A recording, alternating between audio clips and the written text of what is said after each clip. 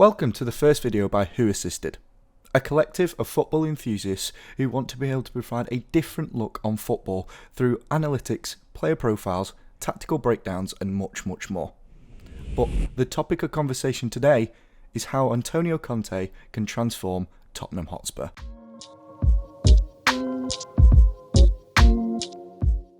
So let's start by looking at the Italian's most recent success in Serie A, by dethroning the old lady to raise their first Scudetto in 10 years.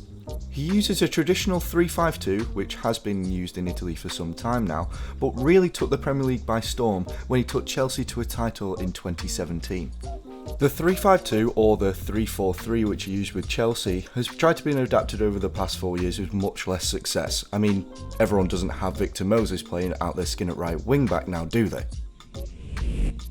Now, going back to the Inter Milan side, we're going to look in depth at three positions, or personnel, who in the current or potential Spurs team could replicate those positions and roles.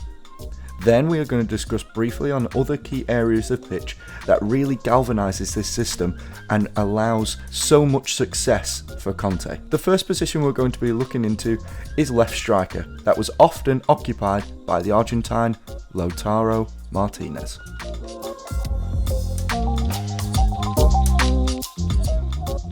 Someone who drops deep and can link up play between the midfield and also the marauding fullbacks in this system. He's able to contribute defensively, but we'll look at that in a moment. Fundamentally, he is a goal scorer, scoring 17 from a 15.5 xG and also assisting 6 from a 4.5 XA. Slightly overperforming in both areas, but there or thereabouts in the goal scoring and creating aspects. Although this really isn't what we want to be able to highlight in his role under Antonio Conte. What we want to look at is the pressure that he applies at the top of the pitch, completing the third most pressures in the team and also completing the most final third pressures, which allows him to regain possession and create attacks in dangerous areas. Whether this be from his tackles, causing defenders to make errors which lead to shots, or even regaining possession himself and creating for the team with his 32 key passes, his work rate and tenacity is able to provide very advantageous attacking scenarios. Now, how does this translate to the Spurs team, I hear you ask? Well, Heung-min Son fits the bill pretty much to the nth degree, not only stylistically, but with his work rate as well.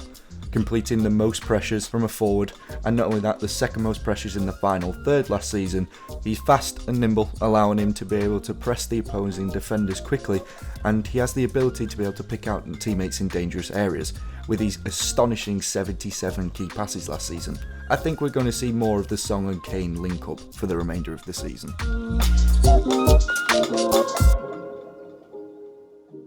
Let's move on to the Mazzala himself, Nicolo Barella. Occupying himself in more of a right attacking midfield position, the Italian demands the ball to progress his team up the pitch and will try and win it back in any way possible. We have highlighted just a few of his attacking contributions and how everything goes through him on the pitch, completing the most passes and no surprise the most carries into the final third, and contributing a significant 158 passes into the final third in the title-winning season. The combinations between him, Hakimi and Lukaku were terrifying for defenders.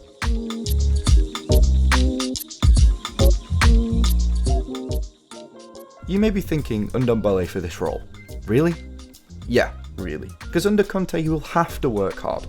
It's a non-negotiable under his management. And we all know already that Ndombele has the best ball carrying ability, pretty much second to none, and it may allow him to flourish in this role.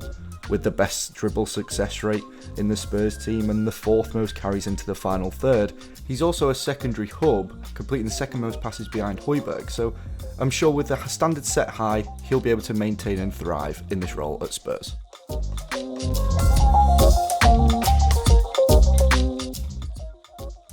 When Antonio Conte was discussing with Sky Italia in March, he mentioned that Hakimi is a player with great potential. He was born to play fifth in midfield, having important offensive propensities.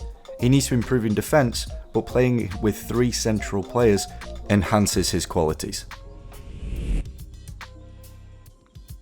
The Moroccan dictates the entire right-hand side in this system. With his 7 goals and 8 assists, it really shows how influential he was in the final third to be able to link up play with the strikers or the midfielders, whether that be Barella or Eriksson, and then also be able to get into goal scoring opportunities, which he made the most of, converting 7 goals and 8 assists from 4.6 expected goals and expected assists in both areas.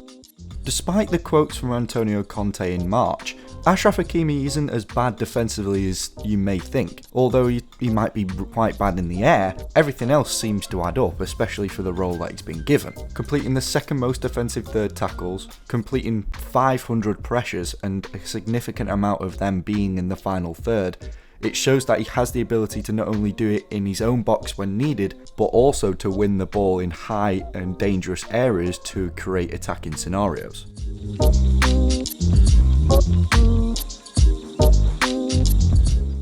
So you see Lucas Moura for right wing back and you probably think,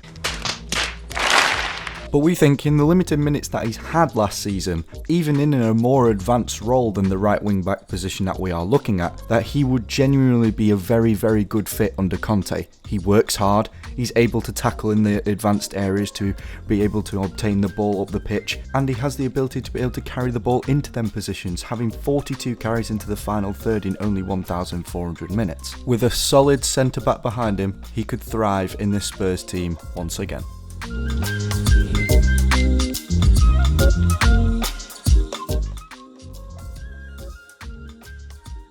So this is how we think the Spurs team would line up. With a 3-5-2, with Eric Dyer being the one passing out of the back due to the fact that he has good distribution from there. Højbjerg being the hub where Brozovic would have been, taking the ball, receiving it and providing the long balls for Reguilon, Lucas, Son and Kane. And Ndombele to be able to provide the attacking influence and ball carrying ability. And Lo Celso to add that just little bit of something in creativity and hard work in that area. After looking at the weaknesses in the Spurs team, we've highlighted 2 transfers over either the winter or the summer that may be able to impact Spurs significantly. If they're wanting to be able to add a little bit more goal scoring threat from midfield, then Franck Kessié, who's coming toward the end of his contract from AC Milan, would be a fantastic addition to the team. Secondly, we looked at Eric Dyer, who's not necessarily the best defensively, so we thought Milenkovic, who has a fantastic passing ability and makes up for his shortcomings in defence. We think both would be great additions and realistically obtainable in this market. If you have enjoyed the video today, then please don't forget to follow us on the socials on screen now, and also leave any feedback in the comments below, as we are always looking to develop and improve.